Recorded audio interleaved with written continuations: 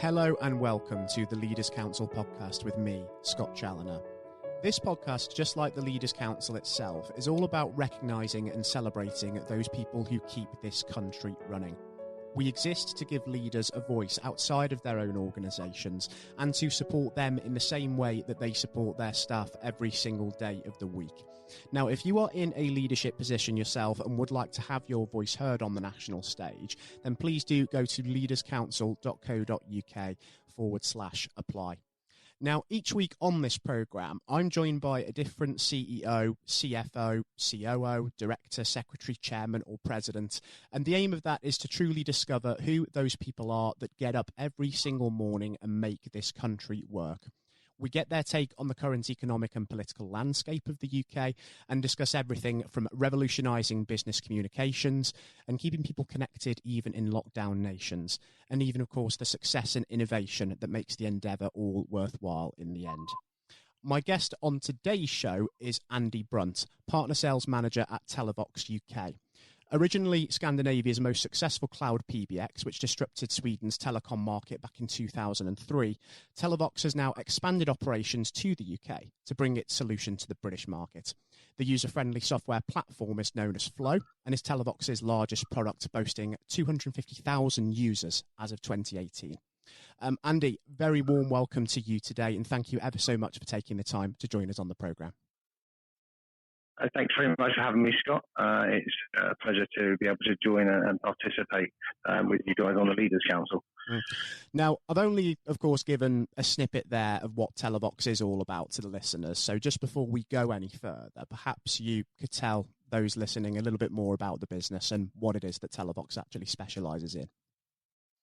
Yeah, so Televox was founded in 2002, and the main mission was really to be able to deliver a simple and affordable unified communication solution in the cloud. Being able to deliver a solution that doesn't tie you into any lengthy contract terms, being able to deliver a highly available and reliable service that's easy for people to use, it's scalable, and effectively works at all company sizes, was really the mission statement that we came up with when the company was started back in 2002. And over the last 18, 19 years, that scaled up to deliver a contact center as a service solutions as well, and effectively deliver an end-to-end communication platform for our partners who are able to white label the product or deliver it in the Televox brand, and our customers as well, as we work directly and indirectly with partners and customers. And of course, keeping people connected has been more important than ever before over the course of the last year. And just for the purpose of those listening, we are recording on March the 23rd, 2021. So the 1 year anniversary of the start of the COVID-19 lockdown in the UK.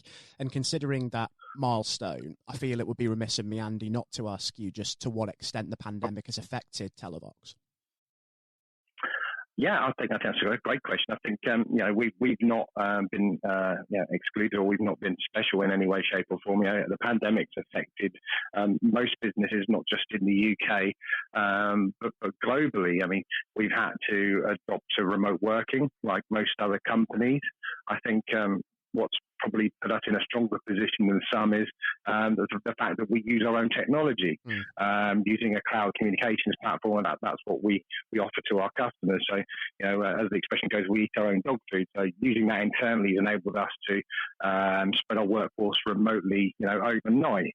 That said, spreading your workforce remotely isn't without its challenges, because it means that you've got to still be able to deliver the same class of customer service and sales and support to your end customers and to your partners, just as we did so before the pandemic. So, I think I'm really proud of how the Televox team and staff and senior management team have managed to maintain that level of customer service and effectively deploy all of our staff remotely, and have done so for the last year. As you pointed out, we're on the 1 year anniversary today of everybody working remote, and I think we've still got a little way to go yet before we're going to be back into potentially offices or able to sit down in front of partners and customers and end users and be able to do the things that we did before. And it certainly has been a taxing period of time for mental health, hasn't it, over the last 12 months? So with that in mind, what has the previous year been like for the staff at your business in particular? I think it's been the same for us as it's been for most people, right? So I think it's been challenging. Like I said, being able to put an entire company, I mean, and again, we're over 250 employees globally, but there are much larger organisations than us. But being able to put all of that workforce remotely, that doesn't come without its challenges. There are people that are having to juggle homeschooling as well as being able to do their day-to-day work. You have to make sure that people's mental health is at the very, very forefront of any strategy when ensuring that staff are working home. I think with that said, though, the challenges it's faced, I think we've done very well to overcome some of those. We've certainly managed to maintain a positive attitude throughout the company, whether that be through team meetings, coffee sessions with cake, or even quiz nights with a glass of wine. But I think, in amongst all of that, Telavox has still continued to grow. We've added new staff. We've managed to launch new products and services during this, really challenging time. So, for us, we feel that's quite a massive achievement, especially when you think that, we're losing company names or high street brands that we've seen for years and years, and we've got companies out there that are just struggling to sort of keep the lights on at the moment. I think I'm also really proud of the way that we've ensured that all staff are supported, not just professionally but personally during these times. So, we've conducted surveys and questionnaires to track how everyone's feeling and how they're coping. Are they feeling supported? So, it's been challenging. I think, probably one of the tougher ones for me was that our yearly kickoff had to be held remotely this year. What would normally be a lovely event where we all would meet in a foreign country or in the same country, where we could all get together and review how the year's done and look at plans for the next 12 months. That was enabled over a week of teleconference sessions. But ultimately, we still managed to achieve the same result. But I think, it's not quite the same, I think, for anyone when you're not able to have those sort of face-to-face sessions with the people that you work with and you mentor, and that your peers on a stage like your annual sales kickoff. That said, though, we've still balanced out, like I said, with things like quiz nights, and I think there's even yoga and fitness sessions going on across the company as well, which I'm ashamed to admit I've missed a few of. We've tried to keep everybody as engaged as possible whilst working from home, and maintain that sort of work-life balance still, and maintain and monitor everyone's health and mental well-being. I certainly do sympathise with you there, Andy. I do love a little bit of exercise, but yoga isn't my cup of tea either, so no judgment certainly from me. We've had a really fascinating insight there of some of the challenges you faced internally then within Telavox and how you've gone about overcoming those. But how is it that you've gone about sort of helping your partners and customers during these challenging times as well? Yeah, so I think when we speak about our partners and customers, and I'll talk about the UK specifically. So, I mean, we predominantly have a partner focus model here. So, 95% of our go-to-market strategy is focused around working with partners who effectively resell the Televox product. And having worked in channel management or partner management for the last 20 years, for me, a massive part of that is about nurturing relationships, about spending time with your partners, being able to support them, whether that's personal interactions through training sessions or product launches, or just visiting their sites for your monthly or quarterly catch up or review session, or going to a customer for a go live date. They're the things I think a year ago, just over a year, we really took for granted. And if I look at what we've been able to do over the last 12 months, we've still onboarded new partners, we've nurtured and built new relationships, we've opened doors into prospective new partners that is really essentially what our target was for the last 12 months. So I think we've achieved what we were looking to do over the last 12 months. I think it's had to be adapted and done in a very different way. I remember, if I think about, onboarding partners or looking at partner management from a couple of years ago, the normal would have been to obviously book a meeting, go and have a face-to-face with that partner, walk them through the product and the partner program, get an understanding of some of the challenges or gaps within their portfolio we could fill. That's all obviously being done over remote sessions now on video conferencing with kids in the background and and homeschooling going on. And so, I think the challenges really have been the method and the way in which we engage with our partners. I think from a customer perspective, or what we've seen with our partners, the challenge for them is being able to deliver technology quickly.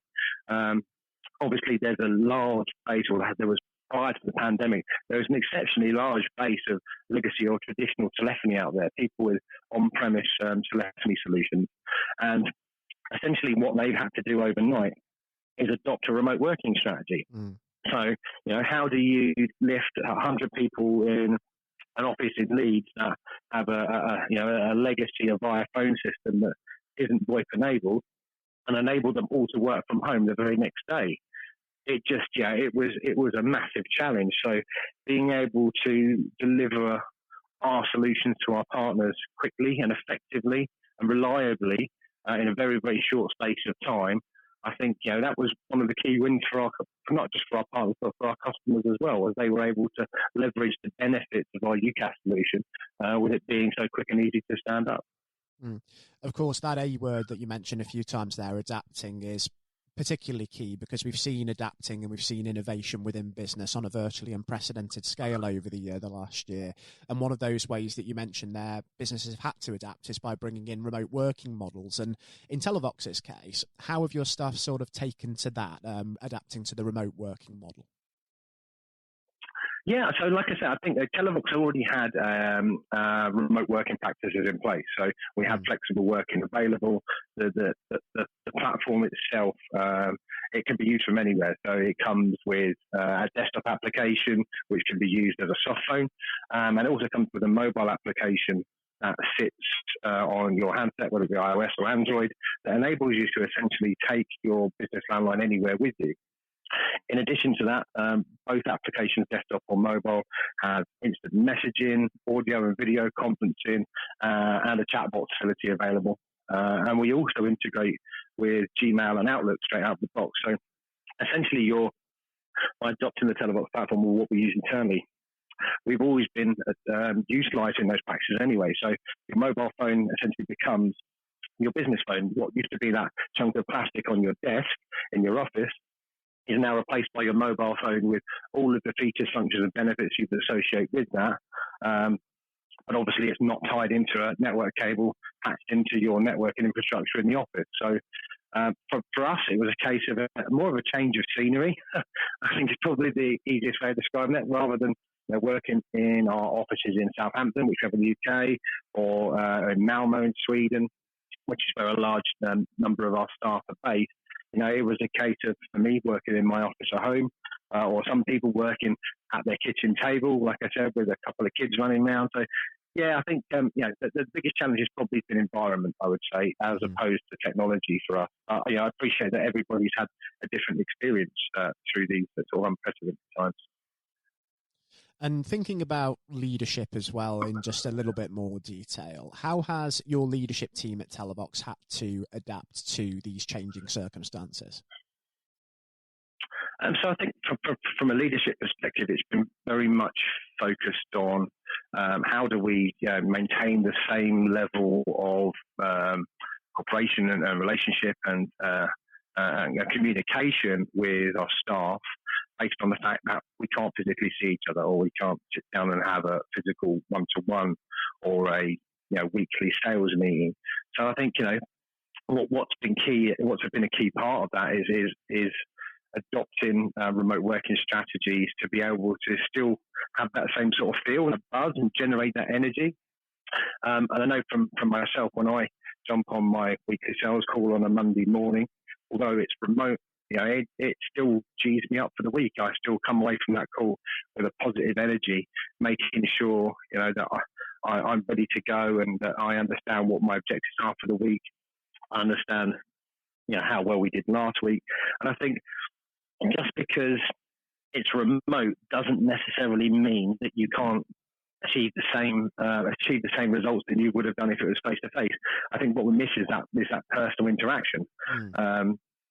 Certainly from a leadership point of view, introducing things like the company barometer, where we're gauging how everyone's feeling, trying to understand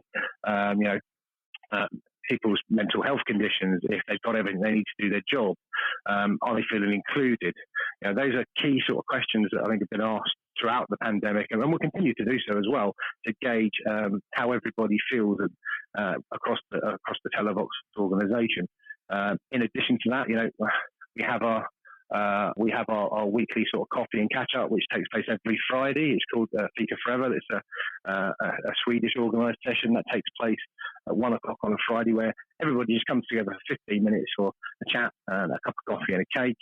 And then right the way through the pandemic, there have been a range of quiz nights and people catching up over a beer or a glass of wine, but again, remotely.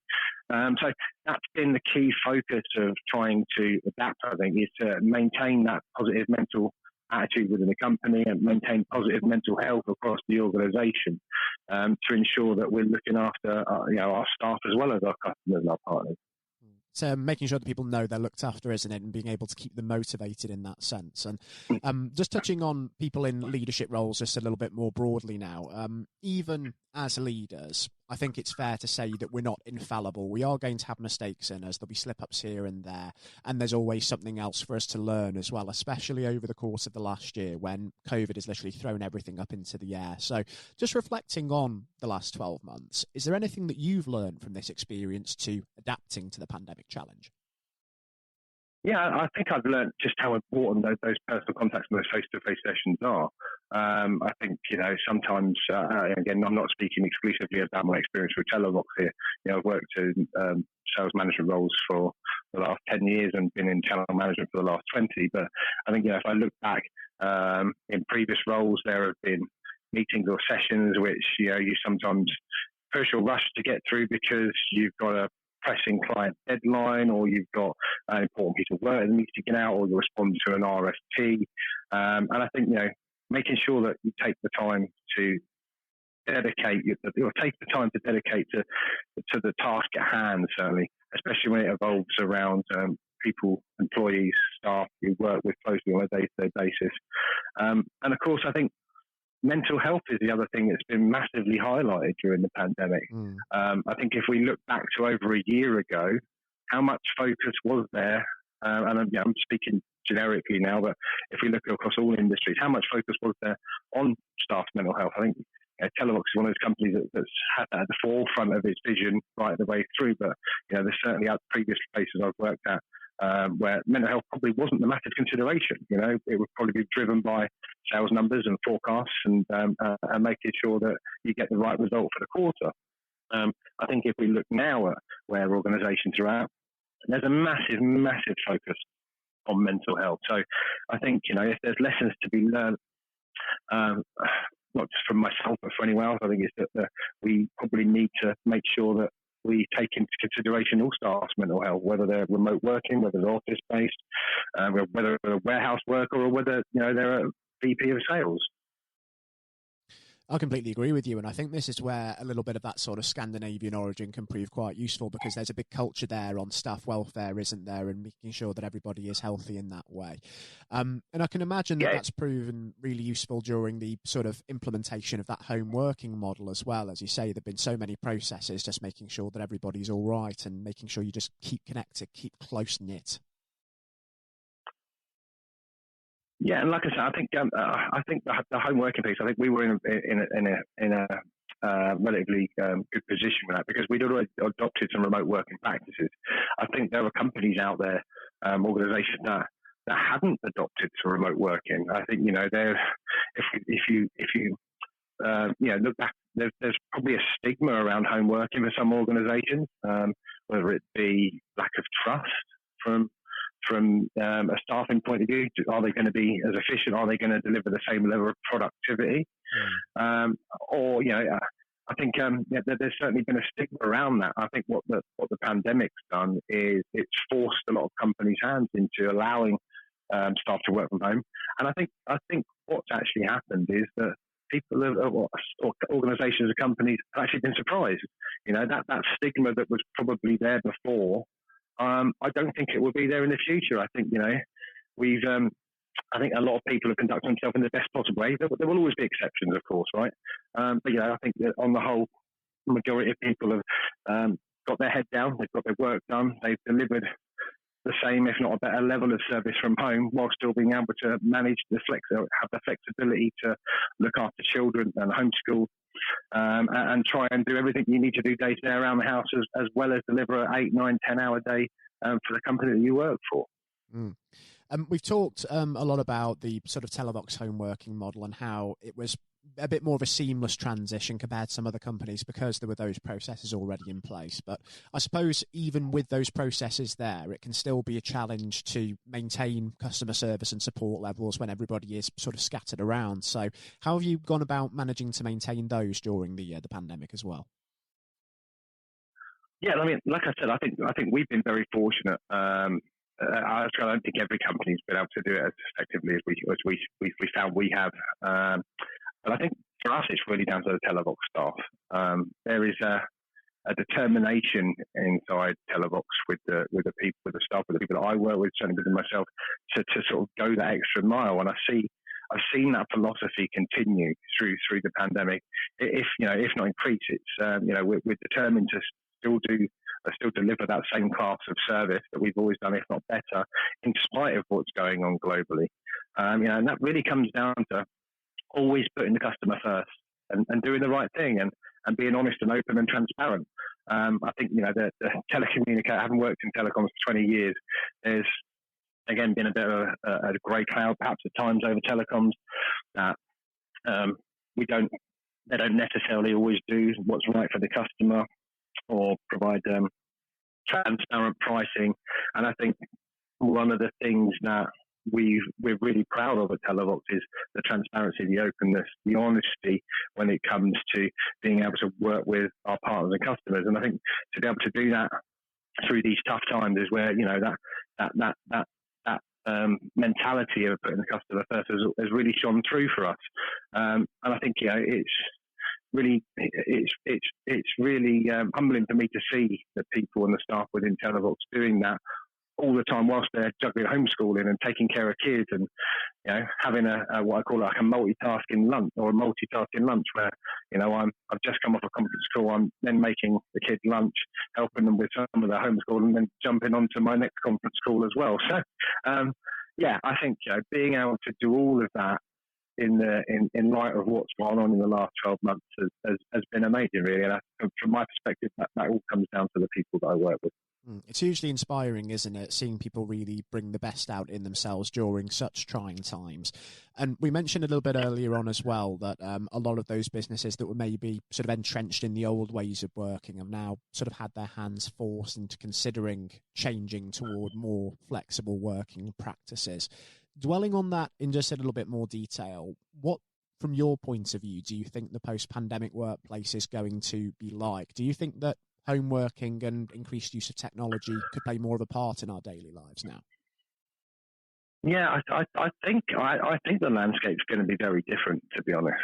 Like I said, I think that a lot of companies have learned that staff can be trusted to work from home. They can be productive. They can deliver the same level of service. I think, like I alluded to earlier, there were initial challenges, I think, for companies about standing up the infrastructure, making that transition from traditional telephony platforms, which are on-premise and clunky and don't offer flexibility or remote working. But I think once that initial speed hump they got past that initial speed hump, I think that they started to then see the benefits of people being able to work remotely. And I think what we can potentially see moving forward is an end to big, large corporate offices with hundreds of staff sat in them, with massive overheads and connectivity bills and heating and air conditioning bills. I think that could start to be a thing of the past. Not in every industry, because there are all verticals. There are still going to be sectors that adopt those sort of large working environments. I think of the finance sector as an example. But I think outside of that, I think that we could start to see a much more flexible approach to remote working.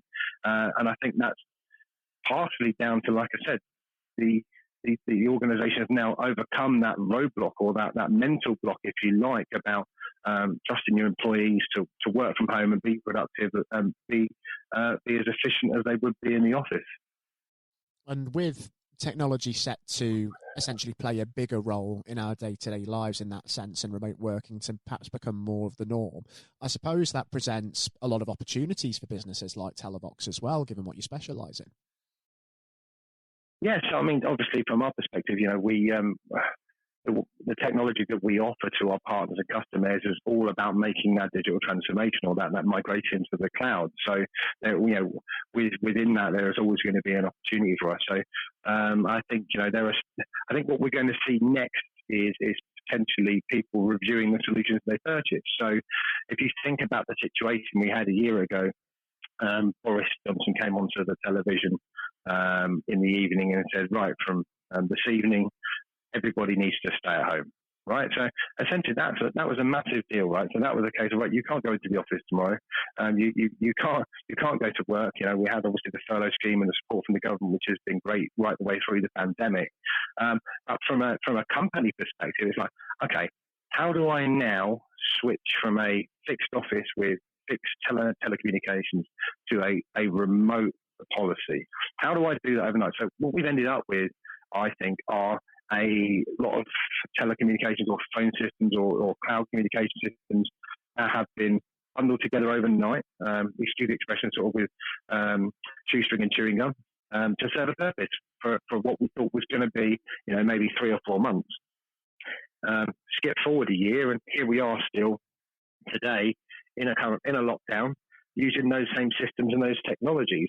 And I think there's going to be sort of two flows of customer, or two flows that come out of the back end of this from our perspective. We've got obviously the people that have looked at what they're doing or were already using cloud communications and have gone with a supplier that has a complete offering that's simple or easy to use and has got some longevity and future-proofing built into it. And then I think there are going to be a potential we're certainly seeing a potential set of customers and prospects and opportunities out there at the moment where people have obviously cobbled something together really, really quickly. And they've done an amazing job getting a solution together. But is that going to fit what they need for the next 12, 24, 36 months? Is that solution viable and future-proof for that period of time to service their business? And the answer to that is probably no. So, we're seeing a large number of people who are interested now in reviewing the technology they put in place a year ago, understanding is it going to be fit for purpose moving forward, understanding, what potential benefits there are by reworking that solution or redesign it to actually fit their business needs rather than something that they had to deliver very, very quickly out of a case of necessity rather than business planning. Certainly sounds like it's going to be a period of all change for business. Now, Andy, our period on the show is unfortunately drawing to its close. But before we do wrap things up, I would like to understand a little bit more about what the next 12 months may have in store for yourself and for Telavox, and what it is that you're really hoping to achieve over the next year. Yeah, of course. I mean, I think the main thing that for us and for everybody at the minute is to get some form of normality back. I think we'd all welcome that with open arms at the moment. Be able to get back into the office and see my colleagues and partners and customers. I mean, that would be a great start. From an organisational point of view, like I said earlier, we've been growing as an organisation. So we've recently acquired a company called Nimitec, who are a UCaaS provider in Spain and Portugal. So we'll be adding their 60 or so employees to the Televox family and incorporating their customer and their solutions into the Televox fold over the coming months and years. In addition to that, in Q2, at the end of Q2, we should be launching our new omni-channel product. So we'll be incorporating all channels into the Televox platform, whether it be social media feeds and chat. They'll all be amalgamated into a single platform, and that will be a really exciting addition to our portfolio of products. We have more recently launched a new version of our contact center product called CC Pro and CC Enterprise. Offering even more advanced functionality to our customers with integrations into HubSpot and Salesforce, Dynamics, Zendesk, Freshdesk. So, being able to offer a wide range of integrations, especially across the contact center, is going to be essential moving forward, and especially when you consider that this is now a cloud-based product. I think one of the bigger challenges during the pandemic was moving contact centers remotely. These are typically big offices with 300 or 400 people in. How do you pick them up and suddenly send them all home and make it work? So having an omni-channel product with really good reporting and Power BI integrations, Salesforce and Dynamics CRM integrations, that will be a massive game changer for our customers and our partners. And then further down the road later on this year, we've actually got two other additions to the product being launched, which will be our knowledge base. We'll have a comprehensive knowledge base available to our partners and customers to enable them to go on essentially use as a resource to find out information on how to use the platform and the solution in a much greater level of detail.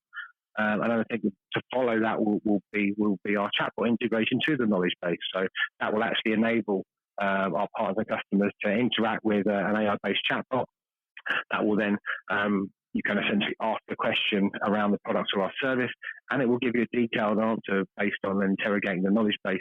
Essentially streamlining the way in which we're able to offer not just support for our customers but to our partners as well. So we've got a really exciting 12 months ahead, and I'm very much looking forward to everything that Televox has planned over the next 12 months.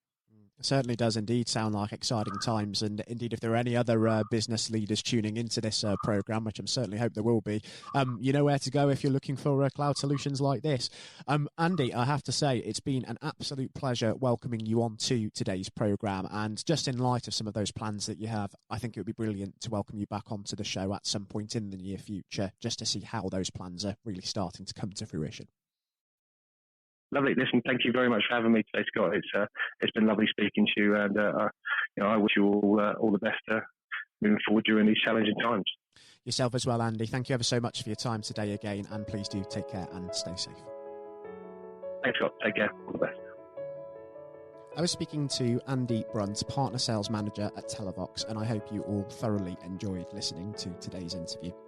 Until next time, since sadly all of the pubs and wider hospitality establishments remain closed, I'll be sat in my front room and raising a glass to outstanding leadership, and hopefully I can reoccupy my usual corner in the Westminster Arms soon, providing Boris Johnson's roadmap out of lockdown all goes according to plan.